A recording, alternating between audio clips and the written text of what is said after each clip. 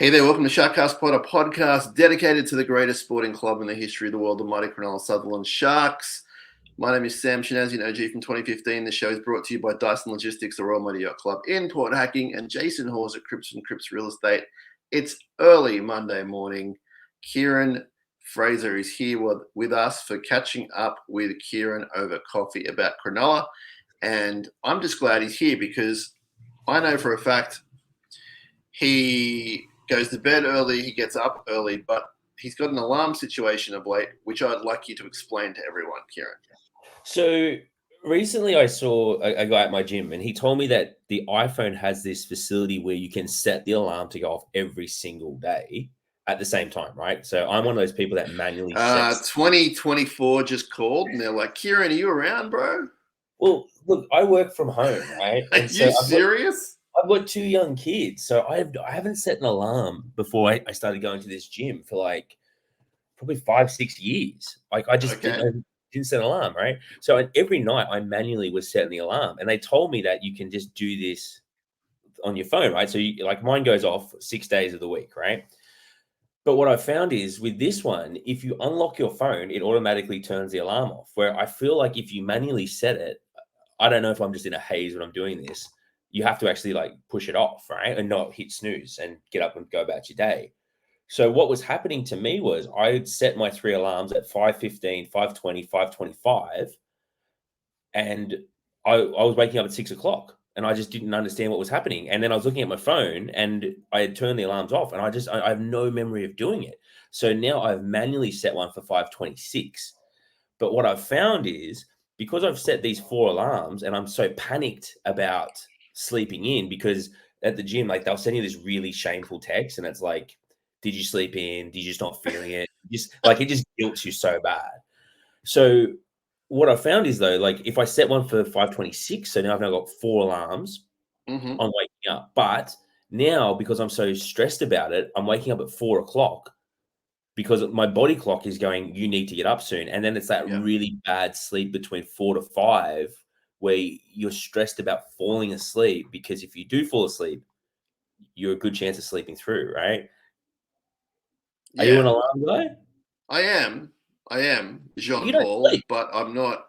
I sleep a little bit and then I have to get up, Jean-Paul. I saw you were awake at 5 this morning when I got up.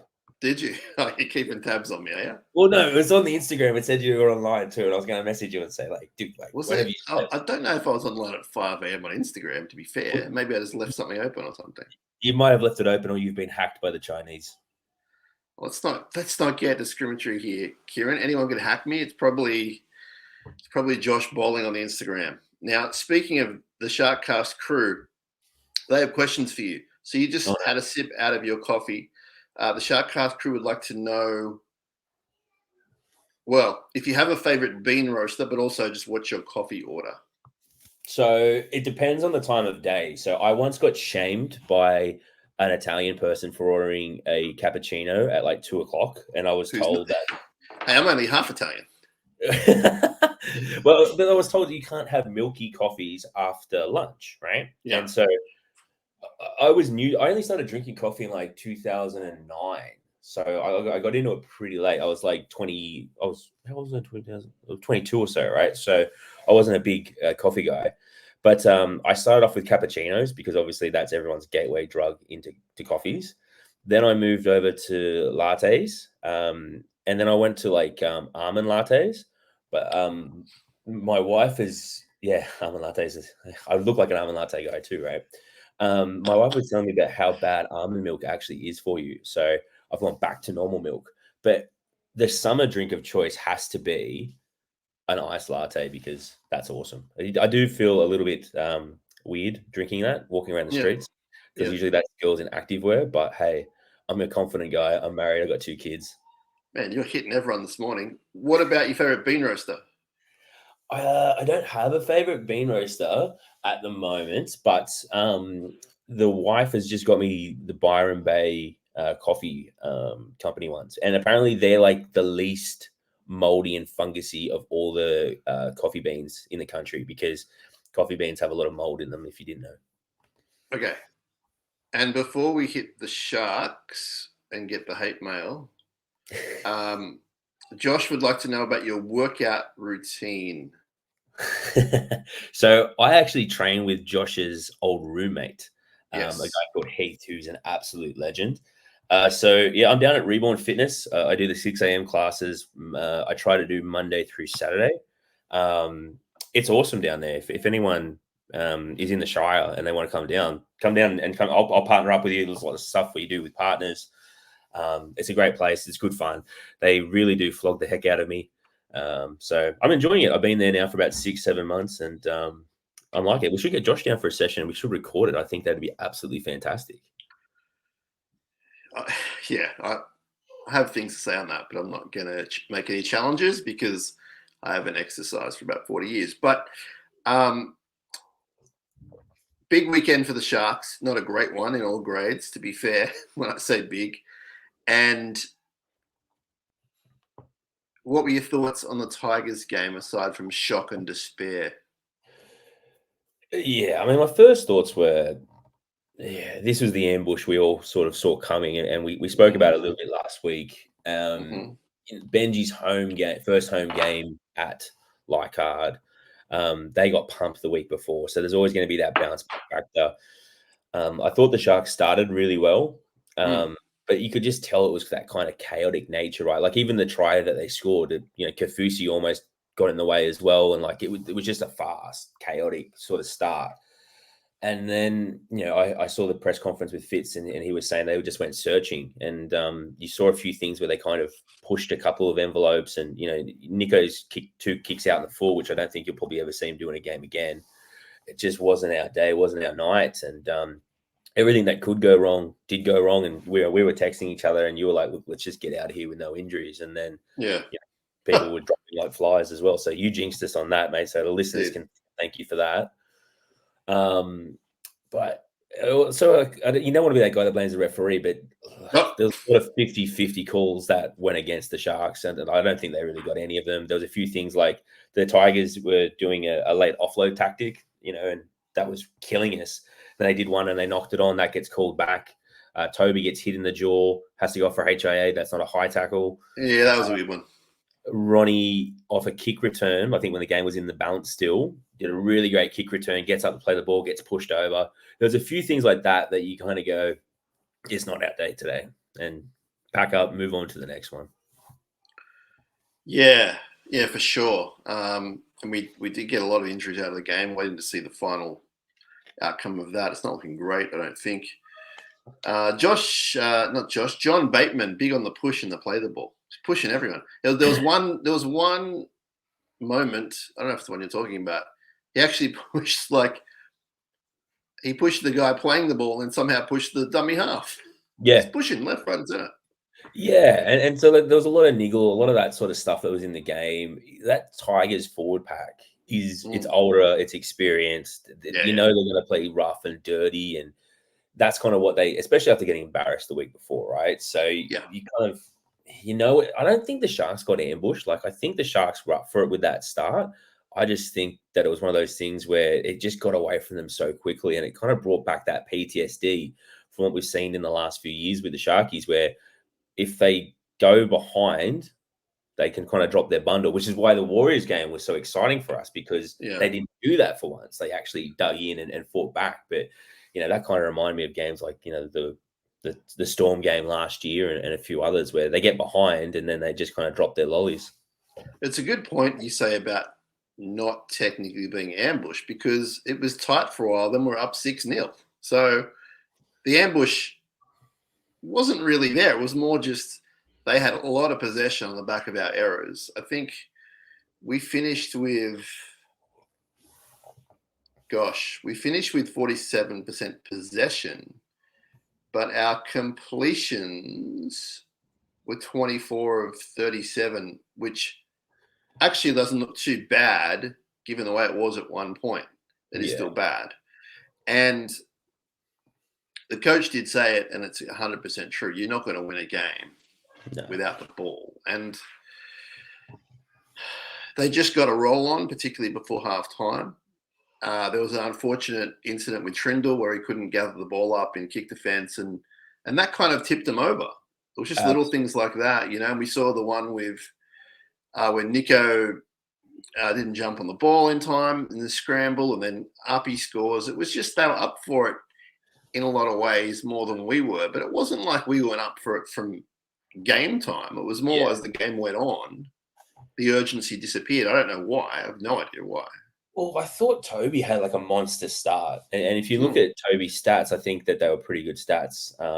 But once Toby went off for that HIA, I felt like kind of the momentum started to tip in the balance of the other team, right? And then you had Hunt do his calf, I think, pretty much around the same time. Like, was Hunt coming on for Toby at the time? I can't actually remember. I'm not sure, but I was like I was working on the game, so I was a bit all over the shop, and I didn't realize. I thought the word was that he had done an injury in legitimate warm up. So I was like, oh well, Kale Hero's going to play. Yeah. Then someone was like, no, he did it getting up off the bench to get on the field. Unheard of. And it's unheard of, and I'm not, it's because it's so unheard of. There's not really a rule there but I think there should be a rule to come in that's really not fair. You need an extra guy on the bench just for those kind of things. But it was that kind of weirdness had a big cloud over the whole game. And I'm not saying Royce coming on changes the game or wins the game. I'm just saying we were immediately down one guy. Yeah, and look, the Tigers were really up for it too, right? So even when the Sharks were rolling, the Tigers didn't fold, and the Tigers get behind and they still fight back, right? But I think whenever a team loses 3 of their top 4 props and 2 of them in the same game, like that's a very big hill to push up, and not many teams have the depth to cover that. And we might get into what the team might look like a bit later on, but that middle is starting to look really skinny now once you take out 3 guys. And you can't say, well, there should be more depth there, because, we legitimately have, when everybody's fit, 5, kind of 6 maybe middles that are really good to go. Now, we could talk about depth in second row. Well, this is the thing. So there's a lot of chat I saw online about, do you bring Siffer into the middle? But are you then just creating another potential issue for change, right? Because if you're moving Siffer or Wilton from that edge to fit in Iro, are you weakening that edge to the point where you're losing the benefit of putting Siffer over there? Yeah, it's a super tough one, and I think this is the week I would contemplate it, Kieran. Like, I haven't been up for it much at all in the past 6 months, but I think this week is the week you maybe consider it. Otherwise, I'm probably giving Billy Burns the 80 minutes or whatever, and moving Jack either to the starting prop if we need it, otherwise on the bench. And I thought Jack was fine. Like, I didn't think it was horrendous, but we just lost that kind of drive off the bench, or in the middle at least. So that's why I'm contemplating it. I would just tell Iro to really get into it and get some of those run meters up, and then tell Talakai to not stop in the middle as well. But I'm not sure. I haven't really worked out what my preference would be, and I get the feeling the coach wants as minimal change as he can. Yeah. So we'll see what happens there. But the second row of depth is an issue, because on a perfect day, a perfect season, Nickera and Wilton are playing every minute of every game.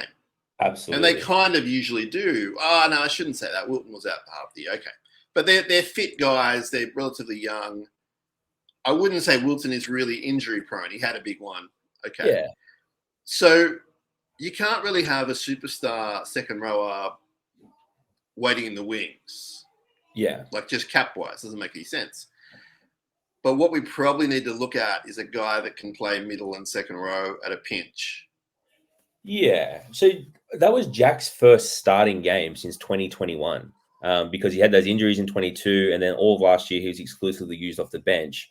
I saw a pre-game interview with Fitzy, I think on the Thursday media, maybe it was, where he sort of said that Jack had been preparing for an edge role all off-season because they knew that they were skinny in that position. Sure. But again, I think if you look at the team, and I wrote this kind of down for what I thought the forward pack might look like, and I've left Sifa in the centers. You'd have Kafusi, Brayley. I would have to put Jack Williams starting at prop.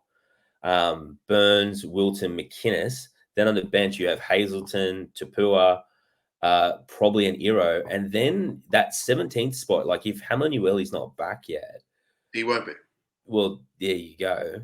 If Finucane's not back, which I don't know if he's a category A, which means he's automatically out, or a category B yet, you're kind of down to, in terms of our top 30, and we're still in those first rounds where you can only use your top 30, you're down to Beryl and Bradbury, or a guy like Max. Is Max there? Is in the top 30? According to the Sharks website, he's in the top 30. Okay. And so I noticed that they started him for the Jets on the weekend. I don't know how he went for the Jets, but in terms of available forwards that aren't suspended or hurt, it's Beryl and Bradbury are the only two that are left for that 17th spot in the team, unless you have a guy like a Daniel Atkinson and you try and play him like that Cam McInnes role. But I don't think he's got the size for that, especially against the Raiders pack, who are huge. I'm probably throwing a jersey to Max. It's a little bit early, but he's a tough kid, because I think Beryl's tough. He's one of the toughest guys in the club, but he's not a big guy. Yeah. And I would probably look to Max. And I say that completely saying it's too early. Yeah. But I don't think he's the sort of guy you're going to wreck his career if it goes pear-shaped. I think he'd shrug it off and just get on with it. Well, and this is, I guess, where it comes to the bench. And Fitzy in the post-game interview said we have a few guys who we can move around. So maybe he is thinking that the Talakai situation. If you move Differ to 11 and you can drop Burns back to the bench, you start Iro, you then get a bench of Burns, Hazelton, Tapua, and then maybe a Bradbury or a Beryl or whoever it is. So I think you balance your bench out a little bit more. And that's probably why I would start with Jack Williams in the prop position over Hazelton, just to try and create a little bit more balance, because you're going to have to fight fire with fire. And I think Hazelton coming on after 20 is probably better than burning him out in that first 20. And Jack can do it. Jack's played middle for us. He played a whole season for us there. So it's a real test of depth. Unless you want to get a bit kooky and Burns plays 80 and Talakai's your middle off the bench. Like, I know that's super kooky, but... Well, I just think that then you're taking away... Like, I would say, I think if I was to I'm not doing that. I'm just saying, if you want to throw out options, it is an option, because then you got Iro in the centers. It does... I know it's crazy to take your best guy of the year, and probably last year or whatever, and put him on the bench as a middle, but if we're that short... Yeah. So, look... The more I think about it, the more I do see value in the Sifa thing. And I don't know who would change edges, Sifa or Wilton. But, I mean, Iro's trained there all season in that left centre position. He's done the offseason there. He's been 18th man. So the plan's obviously been, if there's an injury, we'll bring on Iro. So that's obviously something that they've had in their back pocket, thinking that they could have to deploy at any moment. Like, that could happen in the 6th minute of a game, right? So they would obviously be understanding of that. So the more I'm thinking about it, the more I'm thinking you're probably putting Burns on the bench, starting Sifa, bringing in Iro. But the other thing is Canberra are playing a pretty meat and potatoes sort of game. Like, they're tough and they're going to be a tough battle, but they're not really stretching the art of attacking rugby league at the moment. So for Iro coming in defensively, I'm assuming it wouldn't be the biggest challenge compared to other teams. It's still a challenge. And they've still got some good, like, Demoko's really good. They got good players, but they're not, like, Ricky's just got them playing hard football. And they're, I think, 2 of 3 or whatever. So for Iro to come in at this game, it wouldn't be the worst thing in the world.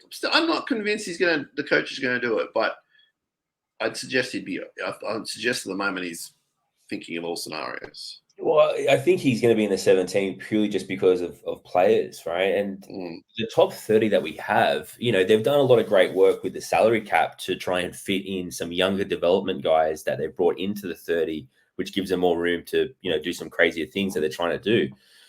But this is a chance where you look at the depth, and it's guys like Michael Gabriel's in there, Stone Street's in there, right? So these aren't really guys that you can drop into that bench role. So No. it's going to come down to an Atkinson and Bradbury or a Beryl, unless Finucane is okay. And again, you're probably going to have one of those guys, maybe a Beryl as 18th man, because it's actually stretched pretty thin there. But Iro, I think, will definitely be in the 17. It's where you start him. And, is there a lot of value having a centre or on the bench? Probably not. So I don't know if I can have Atkinson there. Yeah. Just based on size. If you want him as a utility as such, sure. But if we're considering him as a lock or something, I don't think so. Well, I think with the utility kind of position, McInnes fills in two of those roles, right? With hooker or, lock. McInnes can also go out on an edge. You've got Burns who can go on the edge. I think I even saw Burns missed a tackle in the centers. I don't know if he was playing centers or if Ramian was at mark or something like that. But sure. Burns, I think, has played a little bit out in centers in the past too. You got Iro who could cover center, winger, or fullback. So you've got coverage for a lot of those positions. So I kind of agree with you. You don't really need that utility. Yeah. But it would be so good to have Braden back. But I think I read something about round 6 now.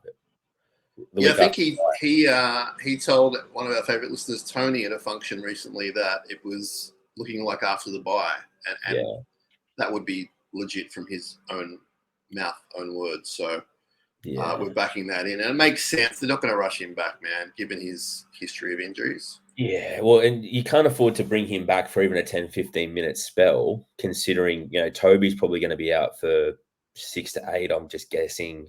I've got no idea what's happening with the injuries. Like, they could be short or they could be long. Yeah, so he's in a moon boot, and I read syndesmosis, which I think is usually about 2 months or so, and then a hamstring as well for Royce is probably. Is it hamstring?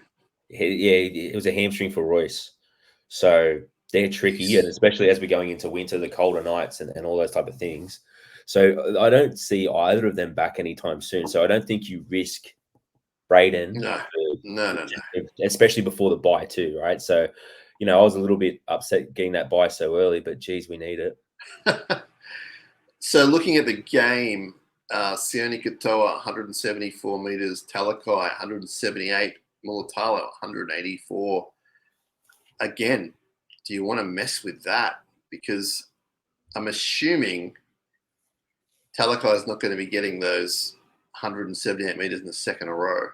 Well, if you look at the 3 biggest meter eaters in the game, it was Talakai, Katoa, Mulatalo, and then it was like 6 West Tigers players, right? So again, the back 5, can hold their head up high. Katoa, absolutely. But it's a difficult one. But I think with what Iro brings is a lot of meters as well, right? So he's kind of New South Wales Cup. So this would be the chance where kind of lights that fire, because a lot of people have been calling for him to get a chance for a long time. He's been New South Wales Cup Player of the Year. He's obviously super talented. It's kind of a now or never thing for him, I guess. Yeah, we shall see on that one. What happened to our halves? Like, it was. I understand they have off games, and I actually thought. I mean, people are really into Trindle, and I saw a few obvious glaring errors, but I thought Nico was the one that just. Yeah. Obviously, like, we all saw it. Like, he just. Yeah. I don't know what happened, but it wasn't great.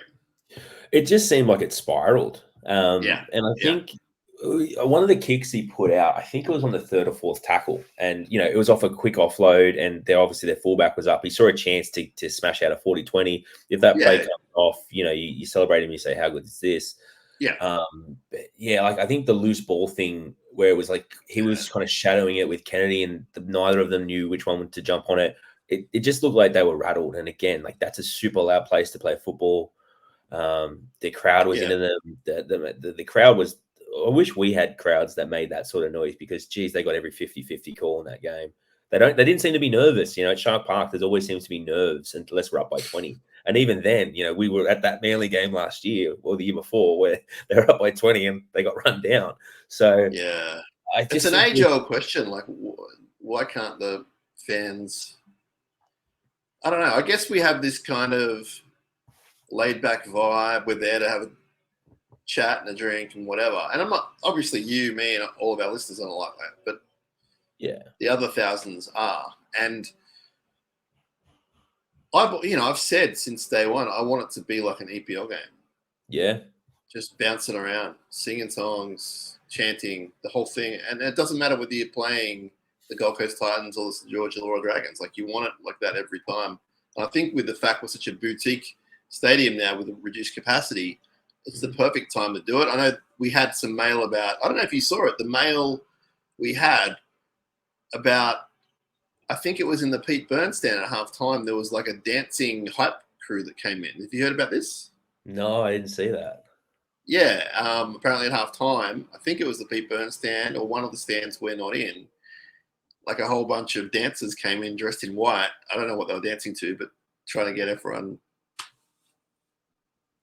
Which I don't like. It's not for me, but at least the Sharks are trying to get everyone involved. Like, there's a lot of issues that we have down there, and again, like, it's my favorite place to watch football. I love it. I love walking to the games, and the game day experience for me, I just love. But it's just, I think it's that attitude that we have. Some of the comments I read online about the reaction to this result, it's people saying they're not going to watch for the rest of the season, that sort of stuff. And it's like, come on, guys, it's round 3. Everyone has those days, right? And not making excuses for it, not happy with it. But it's round 3. There's 27 rounds in the season. There's so long to go between now and the end of August. It's a really bad day at the office, and that was summed up by our halves. Like, I don't think we'll see Nico have a game like that again. Like, that was terrible. And this is the classic Sharks fan in me, whereas I was super nervous about that game against the Tigers just because of all those factors we mentioned earlier. But now, because of this crazy club that we follow, this messed up club that we follow, I'm actually more confident now versus the Raiders than if we'd actually won last week. And I think that's just how we roll as a club. I mean, I think Fitzy loves a bounce back. Like, we haven't lost a whole lot of games in a row with him. Usually it's lose one, win one. And I hope that comes into fact this week. Boy, oh boy. Boy, oh boy. Billy Burns played for 30 minutes. Did you get a good look at him? He didn't really. He was off the ball a lot. Yeah, and he looked busy. He was in and around the play, but I think the concern that we obviously had was when we saw him at the Dragons, he didn't look great, right? But I did read a comment the other day that sort of said, well, who did look good at the Dragons? And remember, the last sort of bloke that we bought from the Dragons who didn't look very good over there was Matt Pryor. And not saying he's going to go on and do the Matt Pryor things, but again, he was obviously in a very good Penrith system, and the Dragons had to trade a player to get him at the time because obviously they rated him quite highly. He's a first grader. He's played 40 plus games or so. Yeah. If we did not have him, the alternative would be quite grim, I think, because we're really looking at kids, and we've exhausted our stocks in the back row. Yes, we can move Siffer there, but obviously that's the plan, is to use Siffer as a center. Whether people agree with it or not, that's the role that he has at the moment. So again, if there's another injury in that back row, you're starting to really be scraping the barrel of what you do there, because there's not much else. If we put Siffer there and say something happens to him, touch wood doesn't, we're thin there. The other thing with Siffer that I haven't heard people consider is he hasn't played there for a number of years. Am I correct in saying a second rower is busier than a centre? Well, it's where a lot of the decisions have to be made for what they're doing in defence, right? And so a lot of the time when the left edge was getting crucified last year, Fitz was kind of saying it's not actually where those deficiencies were happening. It was actually happening more for infield. Absolutely, and that's where he's going to be moving into that role, potentially on the other side of the field as well. So, losing Nikora has really hurt. The good thing is that he will be back quickly. But now that he's got that, that's a great point too. It's one more game. Yeah, he's back, and getting Nikora back, I rate him as one of the best back rowers in the competition, right? So that's super hard to replace. So again, once we get him back, that also helps balance out the middle too, because then you can have Jack play that middle role, and things like that. But just right now, it's a bit concerning. And the attack was clunky on that side because he wasn't doing all of his decoy runs. He wasn't doing his line runs. He wasn't getting hit up. So that's another reason why we're a bit clunky. And when was the last game he missed? Do you know? It feels like he plays every week, right? Because Nikora, and I don't know how he does it every week because, one of my good friends down here saw him at the servo the day after the game, and he said Nikora couldn't even walk. He was flying bags he was just, because he's so physical, right? Not good. But it feels like he doesn't miss a game. He does. He does walk around with a bit of a limp at training. I saw him last week. He interrupted one of the interviews I was doing, and he was kind of limping. Like, not a bad limp. Yeah. But yeah. He is ridiculously physical. And that style is obviously scalable for so long, right? Until you start, running into those issues. Not saying that he's going to or anything like that, but he's one of the hardest players that we have in this team. And if you listen to any of the other podcasts with some of the ex-players, they all say the same thing about his defense. Is this that guy just hits? So I can tell you we've won 4 of 11 without him. Oh wow! So we need him.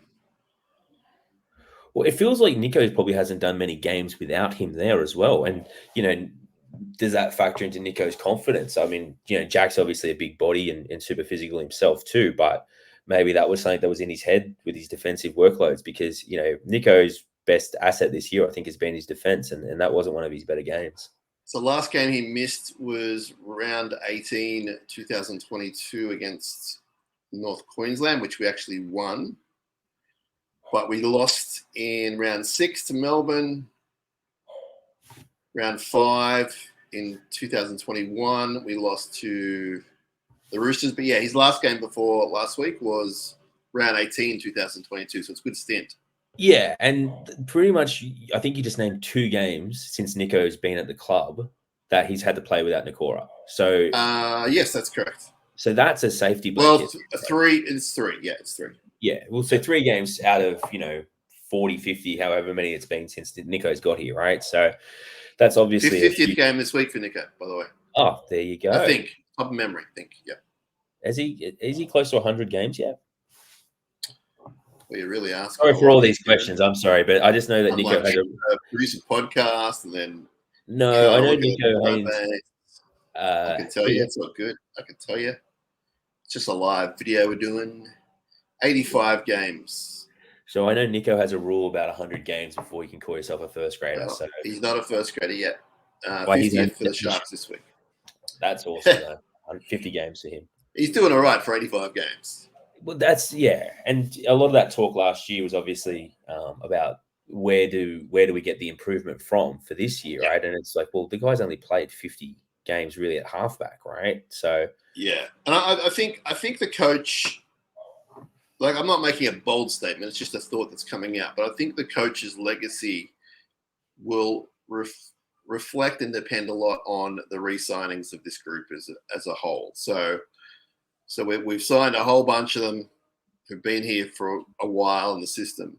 And if it works, if there's success and whatever you want to call that, whether it's top 4, grand final, whatever, then he'll be applauded. But if it's not successful, his long-term reign, and I think it will be, if it's not, then things like, I don't know, signing a halfback to a 6-year deal after 70 games.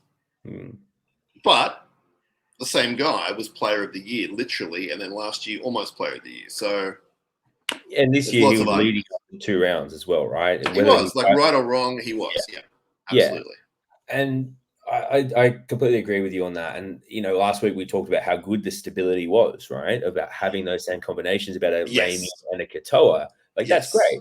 But I think the real key to that roster management is bringing in the guys like Fanua Blake and things like that, right? To really take us to that next level. And, I'm not saying that this year's a holding year while we wait for Fanua Blake, but no. I think that once we get him, then we've really got a side. But I still think this side can do, good things. It's just, and I can't get around my head that someone would blame the stability of the team on the loss. Look, that's not why they lost, because they're all so familiar with each other and they've been around each other for 5 years. That's not why they lost the game. yeah. So, Well, I think the issue is, from a lot of the fans' perspective, is they lost in a similar fashion to how they always lose when those things happen. Like, it just seems to be this snowball effect, right? And that's why I think a guy like a Fanua Blake, especially in a position where we tend to get dominated, like when we have a bad loss, we said it's the same thing. It's our middles, they just ran through us, right? And we got out physicaled. And I don't think you see Fanua Blake get out physical too often, right? So, I think that they've looked at the squad and they've addressed that, but that doesn't help us against Canberra this week, right? So that's where they're going to need a big step up from a few of these guys. But again, it opens an opportunity for Tuku to get back on the field, which I'm looking forward to. Absolutely. We haven't even spoken about him coming back. Now, there's a lot of mail that's come in, Kieran. I went through a lot of it in the review game on Saturday night.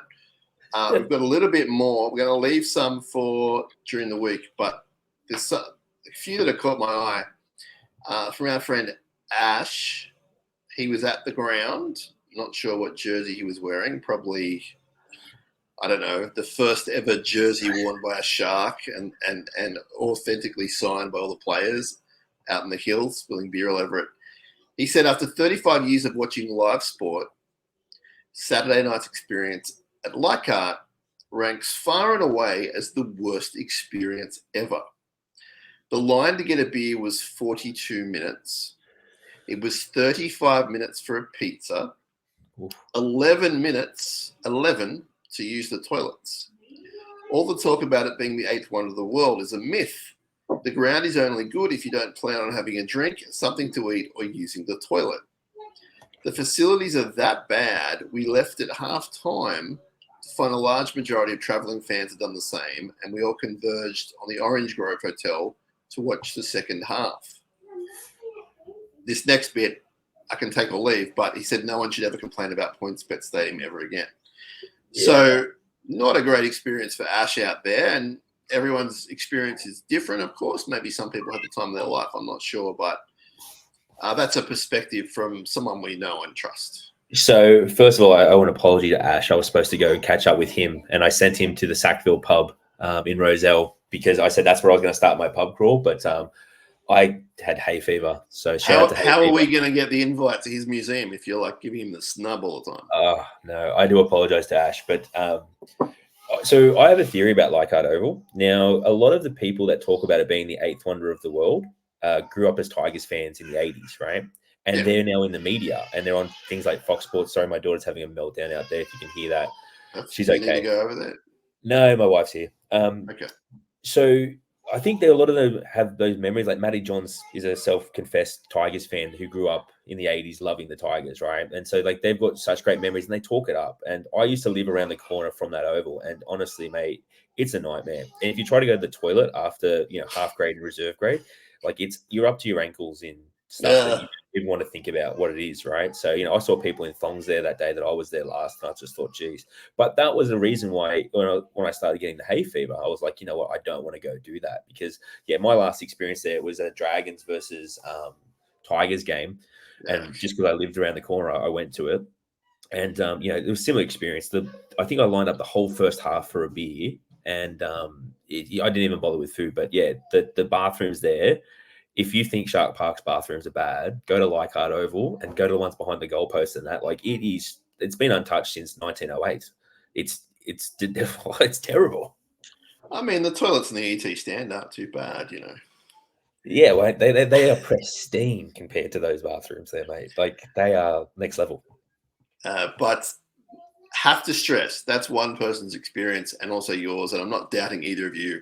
I'm sure if you were in the grandstand, maybe it was a bit better or whatever.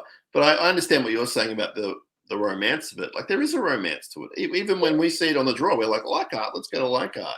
But then you have a closer inspection. It's like, well, I'm not feeling great. It's raining, whatever. the Hill is a great place to watch football because you do get that feeling of like when you watch the local league and all that type if of it's stuff. not sold out, it's a great place. 100%. But I think now because they only get like 4 games there, that they've really jammed that in, and now the locals have bought into that narrative as well that this is a special place. Yeah, so they're going to get 15,000 there every time. But they if should you look play at there every week, dude.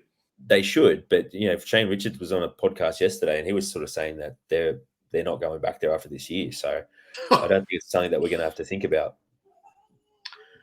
Wade wrote to us, and he gave us some praise, which is great. And he said, I noticed a lot of people writing in saying Brayley gives us nothing from 9. Arpey gave him a lesson and he should be gone. I know Blake didn't have the best game against the Tigers, but no one did. But people need to understand the whole game plan is not revolved around Blake at hooker. When we have the former Dally M medalist at 7, Fitzy's words to Blake would be, run when you get the chance. If nothing is on, give the ball to Nico. Yeah. That's the complete opposite to Arpey, with him having a 50-year-old halfback who can't create a thing and an 18-year-old 5'8" who's a rookie. Their game plan would start with Arpey as the creator. Look at Mitch Kenny at Penrith. He does his job, tackles, and gets the ball to Cleary. Everyone needs to chill with the Blake hate. He easily has the best service in the NRL, and when everyone is on, he doesn't need to have a 10 out of 10 game to help the team win. Sorry for the long message, but I'm on Blake Island and I'm not leaving. So, first of all, no apologies needed ever. And I completely agree with that sentiment, although I will say that it doesn't excuse Blake from playing a better game. Yeah, and that's a really interesting point about Appy being that focal point of their attack, because that's absolutely true. And compared to the Sharks, everything we do revolves around Nico. So that is obviously a really different change of style. I mean, how would Nico go with a dominant number 9? He played with Harry Grant at the Storm, and he didn't really play a lot of that number 7 role because he was doing a little fullback and utility stuff. But I think a lot of Sharks fans would love to see him with a more dominant 9, but there's a salary cap, there's also culture, there's a whole bunch of different things. And Blake's one of the most popular members of that squad as well, which, it doesn't mean that you automatically get picked in the team every single week, but there is something to say for cohesion. His service is great.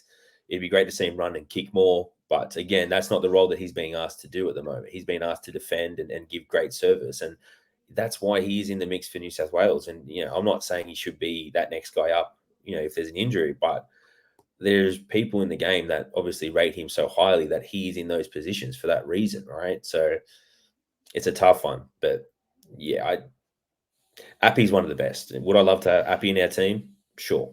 But the only thing I'll pull you up on is when he said salary cap. He is on good money. Yeah, but if you were to rank the top 5 hookers, you reckon he's in that ballpark? So I'd say Harry Grant, Appy, who else is that? Damien Cook. They're all would be on significant more. I think at the moment he's playing better than Damien Cook. Yeah, well, Damien Cook's just been dropped back to the bench, right? So and I like Damien Cook. Yeah, but in my head, he's like 5 to 10. Yeah, then that's exactly the point, right? So yeah. Again, if he's in that 5 to 10 role and pay, then we kind of have to temper those expectations. Like a Brandon Smith would be on more than him. Who have the Dogs got? I don't even know who the Dogs got. Reid Mahoney's probably on more money than him. Actually, I'm sure he's, because Mahoney got that huge deal from the Bulldogs, right? So again, it is a balancing act. And so if you do move a Brayley on to get an Appy, which Appy's not off contract, it's not possible, you're probably not able to keep a Hamlin Ueli or an Akora or someone like that. Yeah. And then you probably have to start a Burns, right? So it's I'm not making excuses for it. I do understand the criticism on Blake, but I'm not of that opinion. I think Blake does a good job for us. So we have Canberra this week, 6:15 or 6:05, whatever it is, a little bit after 6. Twilight game on Sunday should be good. It's always great to be down at Shark Park. Canberra always bring it, so it'll be a tough game. We have a lot of injuries that we've spoken about, so it'll be interesting to see what team we field. But it's a winnable game, and we're going there to win, and there's a bounce back factor. And if you don't believe in the bounce back factor, just go look at the results of the last few years. Like it is a thing. It's not a thing every week after they lose, but they definitely have more of a inclination to do that under Fitzgibbon. I know there's a thing going around about Fitzy not being, overly giving in the presses, and how would he have reacted to the loss? I mean, how do you think he reacted to the loss? He's not a guy that's going to scream down the house for all to see, but he is someone that takes a lot of pride in what he does, and that defensive effort in particular.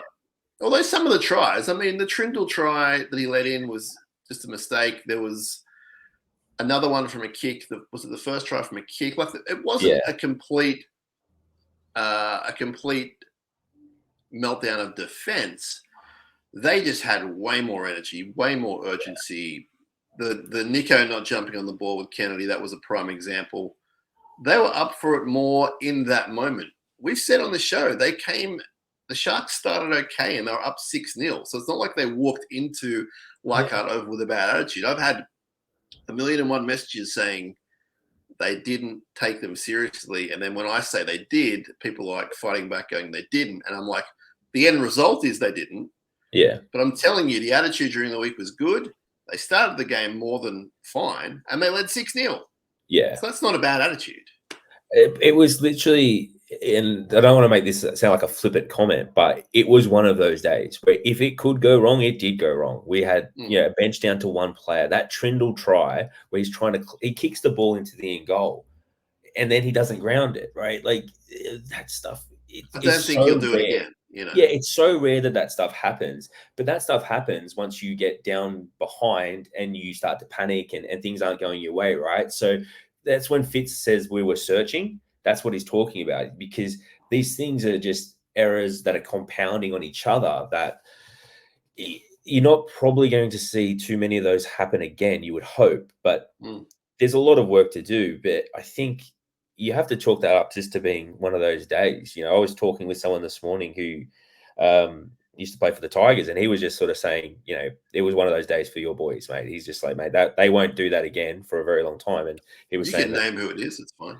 It was Dean Hallertau. Yeah.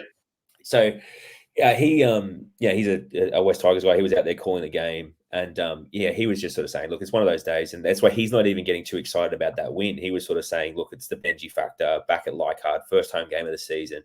And then I started thinking, like, you want the Tigers last week or next week? Like, we've got them at the worst possible time. And this seems to happen. Like, the classic example of that is when the Sharks played the Knights, the game after the Alex McKinnon incident in Newcastle, right? Like, 10 years ago. We got smashed by them, remember? 10 years ago, 5 years ago. There was some sort of. I think it was about 10 years ago. Almost. I do remember, yeah. Remember, yeah. So it's like we just always seem to walk into these games, right? That these big occasions for the opposition on these teams. Yeah, but that's no reason to play bad, right? It's not. Like, we played bad. Let's not. We led 6-0, but we played bad. Horrible, but they did play good, and they were up for it, and their energy outpowered our energy, which is kind of unacceptable. But it was pretty brutal to watch that sort of game. But it got to the point where it was just literally like everyone was just raising the red flags there, especially when they went down to one person on the bench. It was just a nightmare to watch. Now, I just saw your message to me about Bret Hart and Bill Goldberg, the meme. And so Kieran and I have a lot of things in common. And as you've gathered from watching and listening to these shows, is that we both like the Sharks and pro wrestling. And